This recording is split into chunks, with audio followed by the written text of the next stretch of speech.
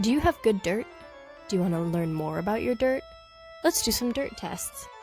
So the first test we're going to do is the squeeze test, and what you want to do is you're going to get some damp soil, and damp not wet, and then you're just going to squeeze it in your fist, and depending on its reaction, then you can learn different things.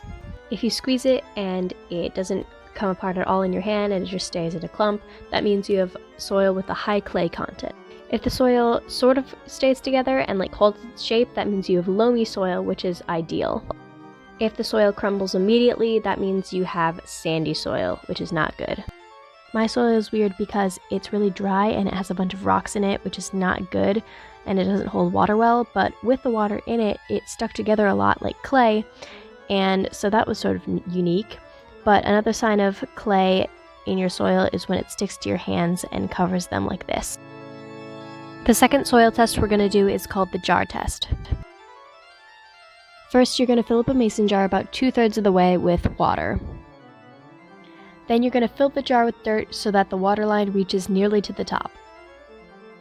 We're going to let the jar rest now, and as it's sitting, the dirt is going to start filtering into different layers, so the smallest particles of the clay are going to go to the bottom, and that's going to allow us to see how much clay versus silt versus sand we have in our dirt.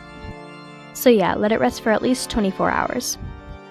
So this is how my test turned out. The stuff floating on top is organic matter, stuff like dead plants and leaves. Then on the bottom, your dirt is going to separate into 3 different layers. Clay is going to be on the bottom because its particles are the smallest, then silt, and then sand. I could not get this to capture on video, but basically I have about 60% clay and then 20% each silt and sand. This is not healthy soil. What you want to see is about 40% sand, 40% silt, and 20% clay.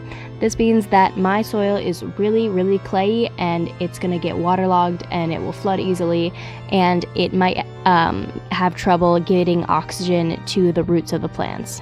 So yeah, sorry for the bad visual. There are actually a couple other soil tests that you can do, and I'll talk about those in a second. I hope you enjoyed the video.